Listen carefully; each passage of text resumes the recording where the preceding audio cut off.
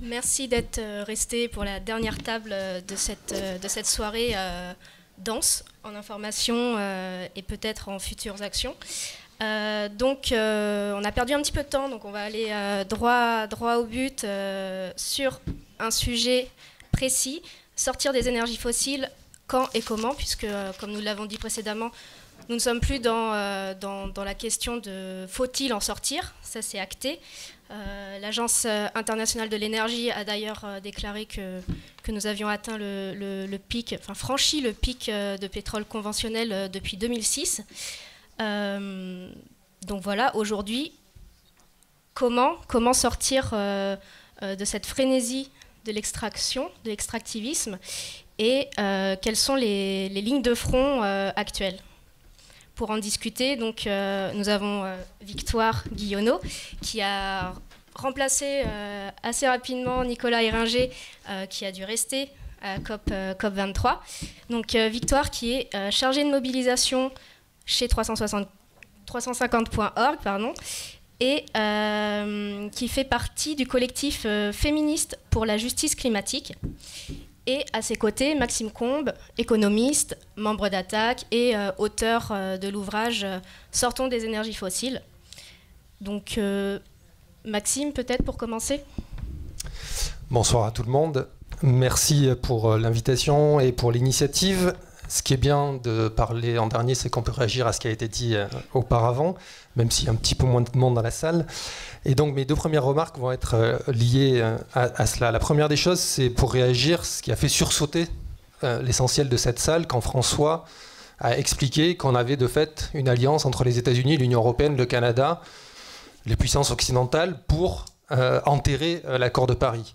Et c'est réel, mais il n'y a rien de neuf finalement, parce que c'est le compromis même de la COP21. Ce compromis qui est d'avoir un accord international qui fixe un seul objectif chiffré, qui est l'objectif de maintenir le réchauffement climatique en deçà de 2 degrés et éventuellement en deçà d'1,5 degré, mais sans donner aucun agenda, aucune feuille de route et sans ne fixer aucun objectif qui permette réellement de rester en deçà des 2 degrés. L'ensemble des pays ont mis sur la table des contributions nationales qui conduisent à un réchauffement climatique supérieur à 3 degrés. Et il aurait été normal que la COP21 se charge de cet écart entre le réel, les 3 degrés ou plus, et le souhaitable, les 2 degrés ou moins, pour se répartir l'effort supplémentaire. Puisque ces données-là, on les avait dès avant la COP21. En novembre précédant la COP21, lors de la pré-COP, au nom d'une coalition d'ONG internationales, j'avais alerté Laurent Fabius et un certain nombre de ministres en disant que cet écart-là, n'était pas un bon commencement, mais que ça planifiait des crimes climatiques pour le futur. Et que la COP21 devait résoudre ce fossé entre les 3 degrés et les 2 degrés. Il n'en a rien été. Il n'en a rien été les 2 années qui ont suivi, et il n'en sera rien effectivement lors de la COP23 à Bonn, parce que les États se donnent au maximum 2018 comme première étape où ils pourraient discuter de cette question-là, et effectivement aucun d'entre eux ne veut réellement revoir des objectifs plus ambitieux avant éventuellement 2024, mais pour des objectifs qui vont se porter après 2030. Donc l'écart entre le réel et le souhaitable, on l'a entériné de fait en 2015 avec la COP21. Et je vais y revenir. La deuxième chose sur laquelle je voulais réagir, et c'est lié à la question de l'extraction des énergies fossiles, c'est qu'il y avait une table ronde intitulée « Comment se saisir de l'alerte des scientifiques ». Sur cette question des énergies fossiles, la question c'est comment se saisir de l'alerte des ONG et des mouvements écologistes, indigènes, qui ont porté cette question de l'extraction des énergies fossiles 20 ans plus tôt que les scientifiques. Parce que dès 1995-1997, à cette période-là, quand on commence à négocier le protocole de Kyoto, il y a des organisations réunies dans un réseau international qui s'appelle Oil Watch, qui, suite à des mobilisations notamment du peuple Ogoni au Nigeria, porte la question devant les négociations internationales en disant « vous êtes confrontés, vous mobilisez, vous êtes intéressés par la question de la réduction des émissions de gaz à effet de serre. Nous sommes impactés par l'extraction des énergies fossiles sur notre territoire. La solution à ces 2 problèmes-là, c'est de laisser les énergies fossiles dans le sol. Introduisons un moratoire sur les énergies fossiles. Introduisons des restrictions sur l'extraction des énergies fossiles. 95-97. Cette proposition-là est écartée aussi bien des scientifiques, aussi bien de la Convention-cadre des Nations Unies sur le réchauffement climatique que de l'ensemble des États. Personne ne veut entendre parler de cela. Il a fallu attendre 2007 pour avoir des premières études qui ont pesé dans le débat public, qui montraient qu'il fallait laisser 66 à 80% des énergies fossiles dans le sol. Et il faut attendre 2015, l'après COP21, pour que nous ayons aujourd'hui enfin des États ou des branches politiques dans différents endroits qui commencent à dire qu'effectivement 2 degrés égale 80% des énergies fossiles dans le sol. Si nous avions écouté ces peuples-là, ou en tout cas ces organisations représentantes de peuples équatoriens et nigérians dès 1995, peut-être aurions-nous gagné 20 ans dans les négociations. Le point suivant, c'est effectivement de se rendre compte que la question de laisser les énergies fossiles dans le sol, qui est admise aujourd'hui, est d'une importance considérable parce que elle n'implique pas simplement, les 2 degrés n'impliquent pas simplement 80% des énergies fossiles dans le sol, elle implique un zéro. Elle implique le fait qu'il ne faille plus investir un seul euro supplémentaire, ou dollar, puisqu'on parle en dollars en matière d'extraction des énergies fossiles, dans l'exploration ou l'exploitation de nouvelles ressources. Et plus aucun dollar dans la construction d'infrastructures liées aux énergies fossiles, à minima dans les pays du Nord, dans les pays dits développés, les pays industrialisés. Alors tout d'abord, ce premier élément, c'est de se rendre compte que c'est une incongruité totale à l'échelle de l'histoire de l'humanité. Nulle part dans l'histoire et à aucun moment, une communauté humaine a décidé de se passer de ce qui a construit sa richesse et de ce qui permet de faire fonctionner son système économique. Christophe a évoqué en partie cette question, la partie historique, je la laisse de côté. Cette question est extrêmement importante de laisser les énergies fossiles dans le sol parce que ça nous permet de fixer des adversaires. Dans la lutte contre les dérèglements climatiques, on a une tendance générale à utiliser le nous partout.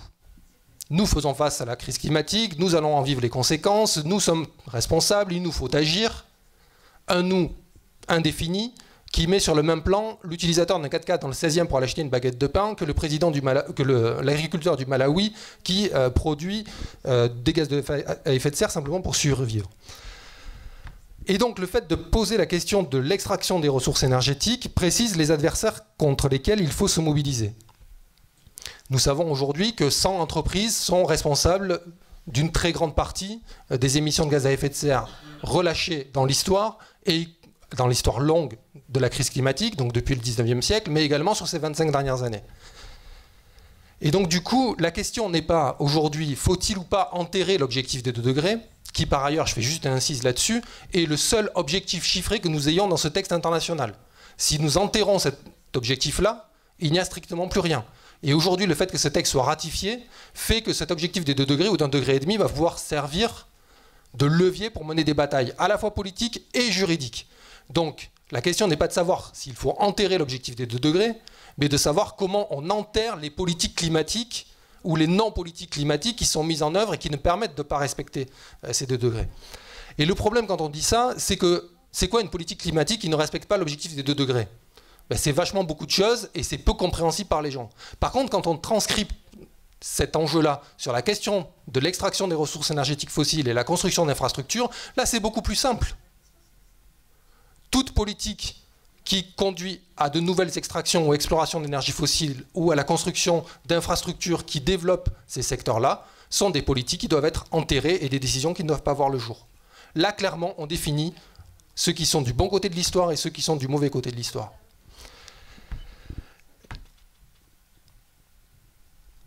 Importance également de la question de ces énergies fossiles parce que ça permet de ne pas se focaliser uniquement sur la consommation et donc les émissions de gaz à effet de serre, donc ce qu'il se passe en bout de cheminée, sur ce versant-là du système économique, mais ça permet de se positionner sur ce qui est en amont du système économique, donc sur les soubassements énergétiques du système économique dans lequel nous vivons.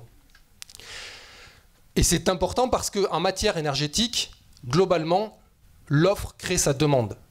À partir du moment où vous mettez sur le marché des ressources énergétiques, elles trouveront preneur, quoi qu'il arrive, parce que vous faites évoluer le prix de cette façon-là et que donc du coup, il y a de la matière disponible en quantité non limitée. Le fait d'intervenir sur la question de la production permet de poser à la fois les questions des limites et d'intervenir de manière extrêmement forte sur un marché qui, lorsqu'il est restreint, permet de réduire la consommation d'énergie fossile. Et donc du coup, se focaliser sur la question de l'extraction des énergies fossiles, et donc pas simplement sur le climat, les 2 degrés, les émissions de gaz à effet de serre, ça politise la question climatique, et ça lui donne une dimension matérielle qui est non négligeable, qui nous permet de sortir à la fois du piège technologique, du piège de la climatologie qui nous laisse à penser que finalement ce n'est qu'une question d'émissions de gaz à effet de serre, et également du piège économique dans lequel veulent nous enfermer un certain nombre d'économistes qui nous laissent à penser, ou qui veulent laisser penser les gens, que la crise climatique finalement c'est pas problématique, c'est simplement une question économique et qu'il faut simplement mettre un prix au carbone pour régler la question climatique et laisser faire les marchés derrière. Ce n'est pas simplement une question économique de cette nature-là, parce que, et c'est mon 3e point, laisser 80% des énergies fossiles dans le sol implique de définanciariser le système économique dans lequel nous vivons. Si demain vous décidiez et qu'un État soit en mesure d'imposer que Total dise à ses actionnaires finalement 80% des réserves que j'ai en stock, je ne les exploiterai pas, vous avez dès le lendemain un krach boursier généralisé sur l'ensemble des places financières qui comptent à l'échelle internationale. Parce que Total va représenter 10-12% de la valorisation boursière, en fait peut-être que c'est plus le cas maintenant, mais c'était le cas il y a 3 ans, de la place de Paris, et que derrière, s'ils perdent 80% de leur valorisation boursière, vous avez un séisme et un krach financier énorme. Et donc du coup, nous devons définanciariser le système financier pour laisser imaginer qu'on puisse laisser 80% des énergies fossiles dans le sol. Et on n'est pas complètement démunis là-dessus, et je vais essayer les 3 derniers points rapidement d'amener des éléments concrets sur lesquels on peut se battre pour obtenir et avancer dans cette politique de définanciarisation dans ce cas-ci et visant à laisser 80% des énergies fossiles dans le sol. C'est que nous avons aujourd'hui des batailles pour le désinvestissement des énergies fossiles, des batailles qui viennent d'étudiants, qui viennent de syndicalistes, qui viennent de gens qui bossent dans des secteurs concernés, et que cette bataille sur le désinvestissement, c'est pas qu'une bataille anecdotique qui se passe à la marge du système économique, mais c'est une bataille de valeurs fondamentale qui nous permet de donner à voir ce que doit être une politique climatique qui soit à la hauteur des enjeux. Mais c'est également toutes les batailles que nous menons contre l'évasion fiscale. Vous l'avez vu cette semaine, Engie, Total, Tierson, Glencore, le secrétaire d'État américain au commerce qui s'est impliqué aussi dans les énergies fossiles, tous ces gens-là sont à la fois des délinquants du climat et des délinquants financiers. Ils utilisent la finance offshore pour faciliter l'extraction des énergies fossiles. Et ils utilisent la finance offshore pour récupérer un maximum des bénéfices qui sont liés à l'extraction des énergies fossiles. Et donc du coup, quand on mène campagne, par exemple, à attaque contre l'évasion fiscale d'Apple, c'est pour contribuer d'une manière générale à la définanciarisation de ce système économique et demain d'être en mesure d'avoir à la fois les ressources fiscales nécessaires pour mener les politiques énergétiques qui soient à la hauteur des enjeux, mais également de faire en sorte que les entreprises liées aux énergies fossiles soient définanciarisées. Et il y a des batailles qui se mènent également de l'intérieur du système. Tout ce qui contribue ou qui veut contribuer à la régulation du système financier au regard des enjeux climatiques à l'intérieur même du système financier tel qu'il existe, on doit les voir comme des gens qui sont partie prenante d'une bataille que nous menons, même si nous considérons qu'ils ne vont pas assez loin. 4e point, 80% des énergies fossiles dans le sol, ça implique de transformer le système commercial international. On ne résoudra pas la crise climatique, on ne laissera pas 80% des réserves d'énergie fossile dans le sol si on ne désarme pas le système commercial tel qu'il existe, et notamment l'ensemble des règles commerciales et d'investissement qui existent au niveau international via l'OMC et les accords bilatéraux qui, de fait, empêchent un État, aujourd'hui, de prendre une décision qui dirait à des investisseurs internationaux « Je vous retire le droit d'exploiter les énergies fossiles que je vous avais donné il y a 4, 5 ans, 10 ans ou 20 ans. Vous ne pouvez pas, aujourd'hui, dans le cadre du droit international tel qu'il existe au niveau commercial des investissements, dire à des acteurs économiques internationaux, à des multinationales, qu'elles ne peuvent pas exploiter les ressources qu'elles ont prises. Là aussi, nous avons des batailles que nous pouvons gagner. La bataille contre le CETA et l'accord UE-Canada n'est pas terminée. Nous pouvons gagner encore sur cette bataille. Pas au Canada, mais nous pouvons la gagner en France. La bataille qui a déjà été évoquée sur l'obtention de régulation internationale dans le cadre de l'ONU pour réguler le droit des multinationales, pour réguler les multinationales et soutenir les droits humains, est également une bataille essentielle. Et tout ce que nous menons au niveau local comme des alternatives locales au libéralisme généralisé sont des perspectives dans lesquelles nous devons nous placer. Cinquième et dernier point, et je vais faire le lien avec ce qu'a évoqué Tchetch comme étant une perspective de construction de politiques alternatives, c'est que se focaliser sur les 80% de l'énergie fossile permet de se focaliser sur la construction des infrastructures et l'exploitation des énergies fossiles sur le territoire. Et il vous sera 100 fois plus facile d'organiser une mobilisation contre la construction d'une autoroute dans votre région, ou la construction ou l'ouverture de nouveaux permis miniers. Et on l'a vu en France, la bataille contre les gaz de schiste, initialement, ce n'est pas une bataille pour le climat. C'est une bataille pour ne pas avoir d'exploitation de gaz de schiste en Ardèche, dans les Cévennes, dans le sud de la France, qui s'est transformée aujourd'hui dans une bataille pour la transition énergétique et finalement pour la transition écologique et sociale d'une manière plus générale. Et donc à travers ces batailles contre ces grands projets inutiles liés aux infrastructures fossiles, nous avons là la possibilité et le terreau de construire des collectifs pour la transition qui demain seront peut-être ces collectifs qui seront en mesure de construire des territoires en transition tels que l'a évoqué Tchetch. Je pense que j'ai déjà été trop long, je m'en excuse, je parle trop vite et je parle trop d'une manière générale. Mais ce que je veux dire, donc du coup, pour conclure, c'est que je vous supplie de batailler fermement contre cette idée selon laquelle il faudrait enterrer cette question des 2 degrés parce que nous ne serons pas en mesure de la tenir. C'est la seule chose que nous ayons aujourd'hui dans le droit international, la seule chose sur laquelle nous pouvons nous appuyer pour mener toutes les batailles que j'ai évoquées. Et si nous perdons cela, nous perdrons beaucoup. Et on ne va pas le perdre dans le droit international, c'est-à-dire que l'accord de Paris ne va pas être modifié. Par contre, nous pouvons le perdre dans le débat public. Et c'est déjà bien parti. Et c'est bien parti, d'autant plus qu'on a des paroles publiques qui disent que c'est fini, ou qu'on a des paroles publiques qui repoussent à plus tard des engagements qui ont été fixés, y compris dans la loi. Et je veux évoquer en un mot le fait que Nicolas Hulot aujourd'hui a porté un coup terrible à la mobilisation pour la transition énergétique en disant que l'objectif de 50% de nucléaire dans le mix électrique français en 2025 n'était pas tenable. Ceci est inqualifiable de la part d'un ministre de la transition écologique et doit nous amener à ne pas lâcher. Quand on a des petites choses comme ça dans le droit international, dans le droit national, il faut qu'on les tienne et qu'on les défende pour mener toutes les batailles qui en découlent.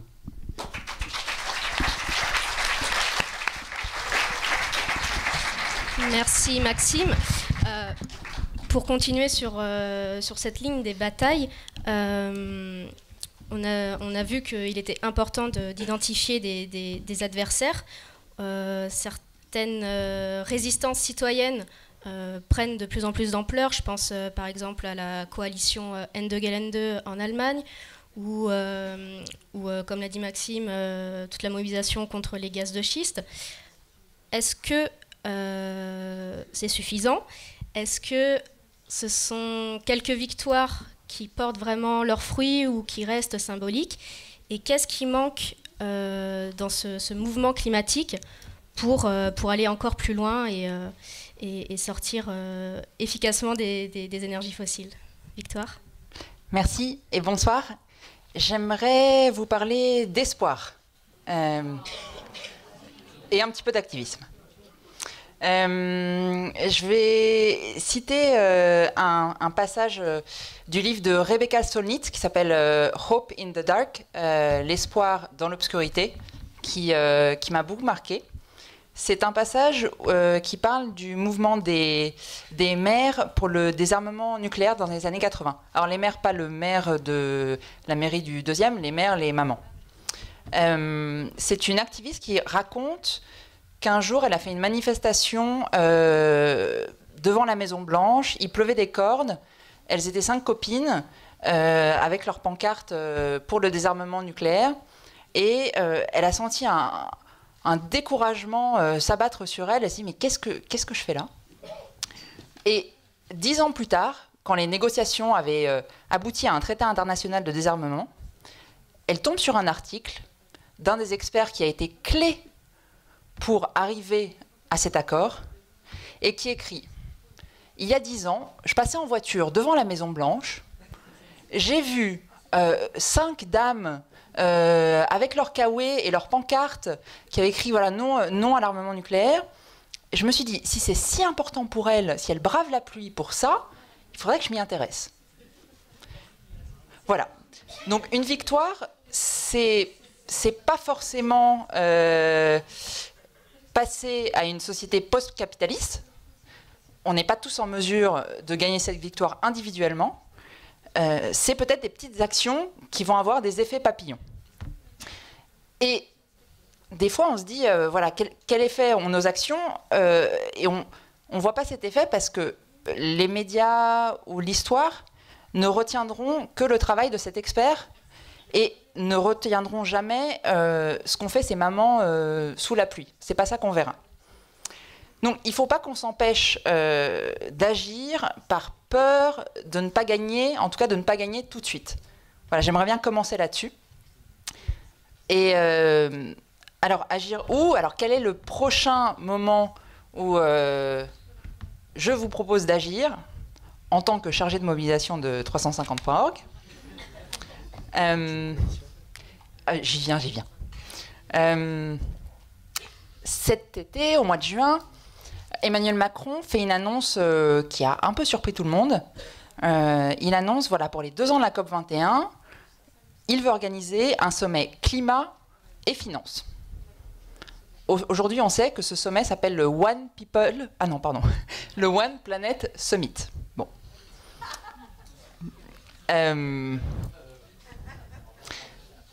Donc, pourquoi est-ce que certaines personnes ont décidé de se mobiliser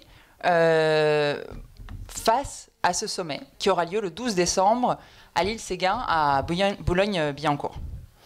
Alors, Maxime a déjà posé les jalons. On est dans un moment clé pour enfin s'engager dans le désinvestissement des énergies fossiles. Et comme Maxime l'a dit, les énergies fossiles, c'est une manière de politiser la question climatique. Donc nous, on a envie de politiser le sommet climat-finance de Macron sur la thématique des énergies fossiles et de mettre le doigt sur, voilà, les engagements de la France, l'exemplarité de la France, et de pointer les banques. Alors nos banques françaises sont quand même parmi les plus grands financeurs des projets de mines à charbon en Australie, en Indonésie, les plus polluants. Et c'est, voilà, l'argent qui vient de France. Alors, notre campagne va s'appeler « Pas un euro de plus pour les énergies du passé ». Et Macron organise une COP Revival. Eh bien, les organisations qui s'étaient formées en coalition pour la COP21, pour agir ensemble, se sont retrouvées sur ce thème. Et aujourd'hui, il y a une coalition qui est de nouveau créée, avec, pour ne citer que les associations qui sont dans la salle, 350, Attac, Alternativa, Busy, ANV COP21, il y en a plein d'autres. Alors, là commence le moment pub, hashtag sortez vos agendas, si ça vous intéresse. Le 10 décembre, on va organiser un tribunal qui jugera la finance climaticide à travers les témoignages des populations impactées. Ça, ce sera un premier moment. Et le 12 décembre, on souhaite organiser une grande mobilisation au lever du jour. Vous inquiétez pas, le jour se lève environ à 8h30 le 12 décembre. Et c'est une action, vraiment, on a envie d'être dans cet esprit que chacun prenne un rôle à la fois artistique et militant. Donc voilà, venez préparer cette mobilisation avec nous, ensemble. Je referme la parenthèse juste avec le lien de notre site, pas un euro de plus.info. Si vous voulez noter, c'est refermé.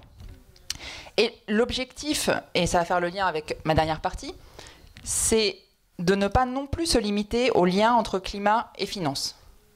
On veut vraiment inviter plein d'autres mouvements, plein d'autres luttes, les luttes locales, les grands projets inutiles, et donner la voix aux luttes qui vraiment travaillent sur le terrain pour le droit des femmes, le droit des migrants, les violences policières. Voilà, on veut vraiment toucher toutes les thématiques qui touchent en fait à l'exemplarité de la France dans sa politique environnementale, mais aussi dans sa politique de justice sociale. Alors, j'aimerais bien vous parler d'une action qui m'a beaucoup marqué, qui s'appelle Ende Gelände. Alors, pour y arriver, Tchetch avait cette proposition de feuille de route qui a été reprise pas mal dans les interventions tout au long de la soirée, qui est en fait de créer des luttes en se raccrochant à nos identités locales. Et j'aimerais bien apporter une pensée un peu complémentaire, qui est de toucher nos luttes dans notre identité de genre, de classe et de race. Alors, qu'est-ce que ça veut dire ? Le mouvement pour le climat, on dit, voilà, ça mobilise pas, qu'est-ce qu'on peut faire ? Par contre, on voit d'autres mouvements qui mobilisent plus. Le mouvement sur la loi travail, l'année dernière, tout le monde est descendu dans les rues. Le hashtag, je vois plus de personnes que lors de la COP21. On peut en discuter, bien sûr. Le hashtag MeToo, qui a vraiment résonné dans les réseaux sociaux sur les agressions et les violences faites aux femmes. Et un lien qu'on peut faire, c'est que ces mobilisations ont vraiment touché aux violences que chaque individu subit au premier plan. Les violences sur le corps et les violences sur notre dignité. Et le mouvement climatique doit faire le lien avec ces violences. Le lien existe et il doit maintenir ce lien, tendre des bras, tisser des ponts. Alors, comme le disait Pablo Solón dans son intervention, le patriarcat se permet de se saisir des femmes. Et le capitalisme, l'extractivisme, se permet de se saisir des ressources. Et en fait, il y a un lien, mais tout à fait clair entre les deux. Je vais prendre l'exemple des énergies fossiles. Dans les lieux d'extraction, en Amérique du Nord, en Amérique du Sud, dès qu'un nouveau lieu ouvre, qu'une ville se crée ou augmente sa population autour de ce lieu, il se crée un déséquilibre en termes du nombre d'hommes et de femmes présentes, et aussi une explosion exponentielle du nombre de viols, de violences domestiques ou de prostitution. Dans la province d'Alberta, c'est un petit chiffre fun fact, la syphilis, les dernières 10 années, a augmenté par 10. Bon. Donc, il y a vraiment un lien entre l'extraction et les violences faites aux femmes. En Amérique latine, des mouvements de femmes s'organisent de plus en plus, prennent de plus en plus de place. Il y a par exemple ce mouvement Notre corps, notre territoire. Voilà, les femmes sont vraiment en train de créer ce lien entre la violence faite à la terre et la violence faite à leur corps. Et plus près de chez nous, je reviens à Ende Gelände. Cet été et l'été précédent, on a choisi, on avait vraiment cette envie de créer un bloc queer féministe. Je vous précise le mot queer pour ceux qui ne sont pas familiers avec ce terme. Queer, c'est qui se rapporte à l'ensemble des orientations sexuelles autres qu'hétérosexuelles. Et c'est une pensée politique qui remet en question les schémas traditionnels. Eh bien, au-delà d'être un mouvement de visibilisation des identités queer à l'intérieur du mouvement climatique, et un mouvement qui tendait le bras à des personnes qui pouvaient se sentir exclues d'un mouvement qui est souvent blanc, qui est souvent très masculin, surtout dans les actions, ça a été aussi une refonte à l'intérieur de comment est-ce qu'on agit, de comment est-ce qu'on s'organise, des valeurs.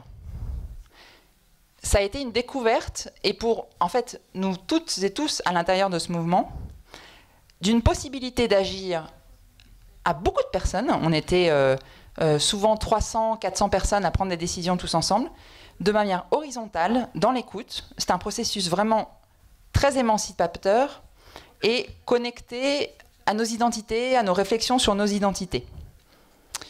Et pourtant, c'est quand même un mouvement qui continue à mobiliser. On n'a pas besoin de faire absolument général pour parler à tout le monde. On peut partir de nos identités aussi. Et donc, en conclusion, je voudrais dire, juste donner cette réflexion, cette phrase, c'est qu'on ne résoudra pas les violences faites à la terre sans se regarder en face et résoudre les violences qu'on s'inflige entre nous. Merci.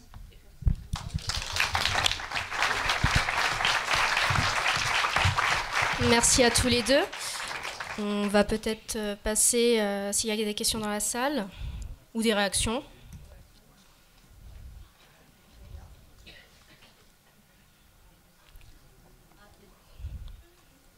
Pas de réaction, pas de questions. Si, je vois une main qui se lève là.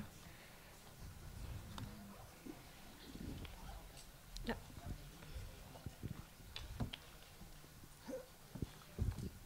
Oui, bonsoir. Plusieurs fois vous avez parlé d'identifier l'ennemi. Alors effectivement, on peut dire qu'il y a une centaine d'entreprises qui émettent 60% des gaz à effet de serre, etc. On peut dire que les pétroliers sont les grands responsables, etc. Mais les énergies fossiles, elles ont 3 inconvénients. Mais le troisième, il est souvent un peu oublié. Elles sont en quantité limitée et elles ne nous permettront pas de vivre comme on vit aujourd'hui au-delà d'un siècle. Dans un siècle, à la vitesse où on va, on aura tout raclé. Elles dérèglent le changement climatique, et Maxime l'a très bien dit. Et si on exploite même ce qui est déjà en exploitation, ça suffit à foutre le climat en l'air.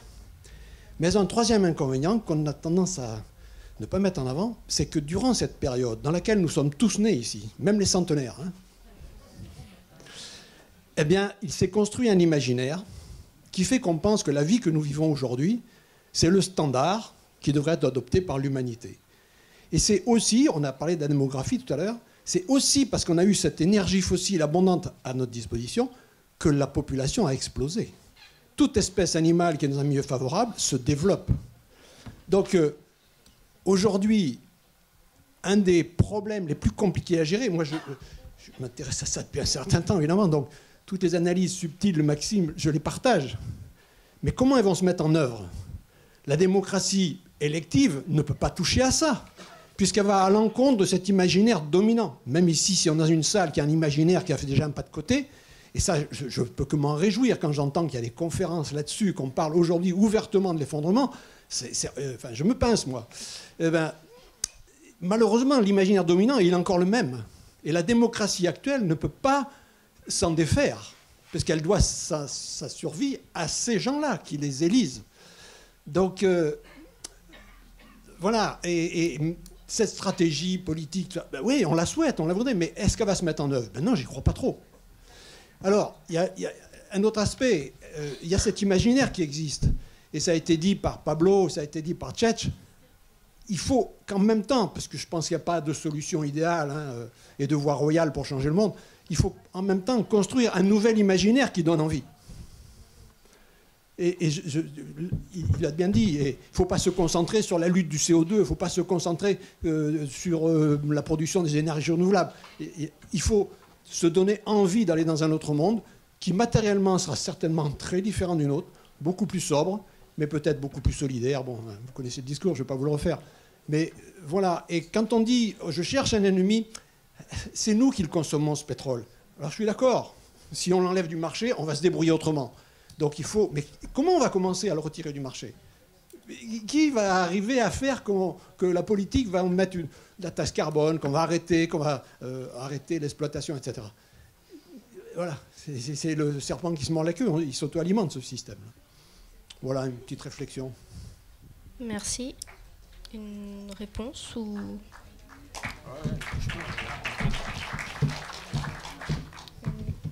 Une minute ou deux.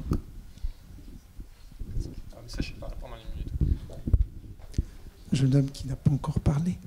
Pardon. Je crois que Maxime voulait... Non, mais on en prend plusieurs, il va insister là-dessus. Ah non, je crois pas. Je sais pas. Moi, je voulais revenir sur la fraternité, l'intersectionnalité, et toujours en historien, et rappeler que dans les années 1830, en France comme en Angleterre, le mouvement ouvrier, chartiste en Angleterre, républicain en France, était féministe. Pensez à George Sand, etc. Était proto-écologiste. Pensez au livre de Serge Audier qui raconte ça dans son livre La société écologique et ses ennemis. Était dans des luttes sociales sur la durée du temps de travail, sur la propriété, sur ça.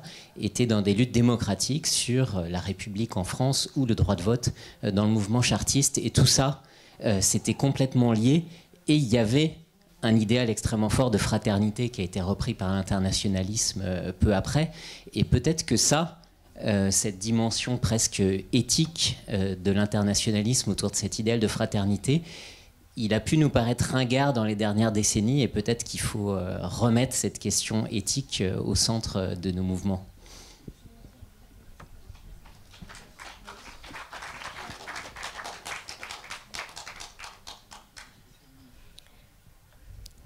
Petite réaction, rapide, réponse, Maxime? Sur la première question, bien entendu qu'on a besoin d'un nouvel imaginaire. Et cet imaginaire, on ne va pas le créer ex nihilo, on va le créer à partir de ce qui existe et des batailles qu'on mène.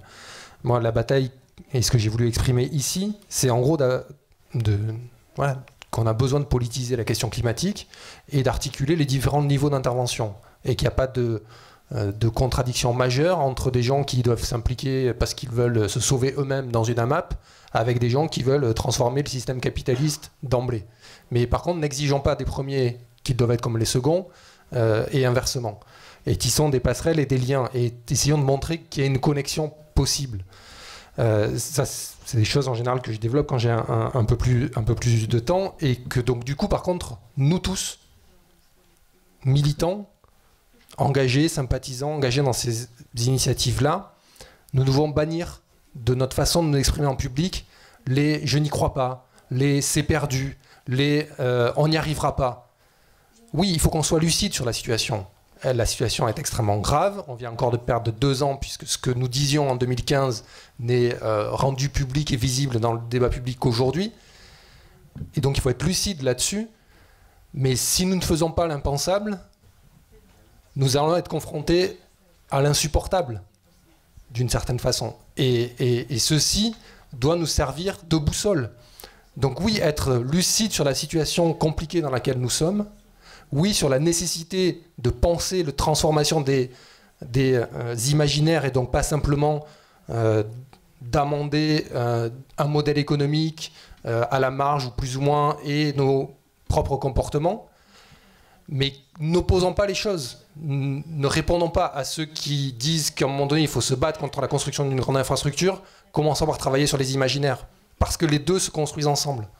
Et donc, c'est ma façon de réagir. Et en général, je serai beaucoup plus long que cela. Sur la question de la fraternité, intersectionnalité, question éthique, je vais le dire de manière provocante comme ça. Oui, réintroduisons la question éthique dans nos mouvements. On en a bien entendu besoin. Mais s'il vous plaît, là aussi, ne réduisons pas les enjeux de nos mouvements à cette question-là et à la prise en charge de l'effondrement. C'est-à-dire que, et c'est pas ce que tu as dit tout à l'heure, mais la façon qui consiste à dire c'est perdu, maintenant il faut faire face à l'effondrement et on va essayer donc déjà d'être dans le demain, fait que nous oublions simplement 99,9% des gens qui sont dans l'aujourd'hui et qui vivent les conséquences, pour une partie d'entre eux, des dérèglements climatiques. Donc oui, penser l'effondrement, mais en pensant à la situation actuelle, et je ne dis pas que c'est pas ce que tu as dit tout à l'heure, c'est même le début de ton intervention, mais faisons attention à ne pas penser l'effondrement comme une manière de dépolitiser la crise climatique que nous vivons aujourd'hui et qui implique de manière extrêmement fortement et inégalitairement les populations du monde entier. Victoire, une dernière réaction rapide? Oui, je voulais faire une petite provocation moi aussi. Je suis tombée sur cet article qui avait analysé toutes les tribunes qui avaient été publiées dans les 3 mois après l'élection de Trump et en les classant en catégories. Les tribunes alarmistes, défaitistes, celles qui disaient voilà, il faut se mobiliser, il faut passer à l'organisation citoyenne. Et les auteurs de ces tribunes étaient assez différents. Et ceux des premières, qui étaient plus dans le constat et dans c'est fichu, ce n'était que majoritairement des hommes blancs avec une éducation universitaire. Et par contre, celles qui écrivaient de manière plus engagée, plus rebondissante, c'était les personnes dont les communautés étaient directement impactés par les politiques que Trump a mises en place dès les premiers mois. Donc effectivement, pour faire ce lien, c'est un peu dans notre nature humaine. Il faut qu'on ressente l'impact. Donc peut-être voilà, essayons de ressentir cet impact, quoi. Merci beaucoup, merci à tous d'être venus. J'espère que vous allez repartir avec ces quelques notes d'espoir et l'envie d'agir encore plus. Voilà, vous pourrez retrouver la vidéo de la soirée dans quelques jours sur nos sites respectifs et un petit compte-rendu dans le prochain Politis qui sera en kiosque jeudi prochain. Voilà, merci beaucoup. Voilà, puis on vous donne rendez-vous parce que ce qui est quand même extrêmement alimentant et vivifiant dans ce qui s'est passé ce soir, nous, quand on a voulu organiser ce colloque et puis le dossier qui le précédait, on avait une trouille, c'est de se dire que on allait parler de l'apocalypse en parlant de l'effondrement et donc on ne veut pas déprimer les gens, on cherche la solution du positif. Et en fait, ce n'est pas du tout ça qui s'est passé. On a parlé bien sûr un petit peu de l'état des lieux, mais ça y est, on le connaît tous. Et ce qui s'est passé, ce qu'on entend, quand même, c'est quand même pas fréquent que dans un colloque, on puisse trouver cohérent d'entendre parler de la fonte de l'Arctique et de la mobilisation des minorités sexuelles et qu'on ne trouve pas que ce soit décalé. Et en fait, on est en train de vivre, je pense, dans notre imaginaire, c'est ce que je perçois, une montée du niveau de perception et de conceptualisation de là où on doit se mobiliser. Les combats se rassemblent. On avait déjà vécu ça dans la décennie précédente en constatant que le capitalisme, le libéralisme, la mondialisation généralisée était la source de tous nos maux. Mais là, on est en train de fabriquer dans notre imaginaire et dans le concret avec toutes les propositions qui sont en émergence et que nous, on rêve de reprendre, de développer. Donc, continuez à nous suivre. Hein. La vidéo va être en ligne. On a des tas de pistes pour construire des idées, des solutions. Et moi, j'ai été très surpris que toutes les interventions quasiment de la salle ont été pour alimenter ces pistes qui se dessinent. Donc voilà, continuons. Rien n'est fini, évidemment.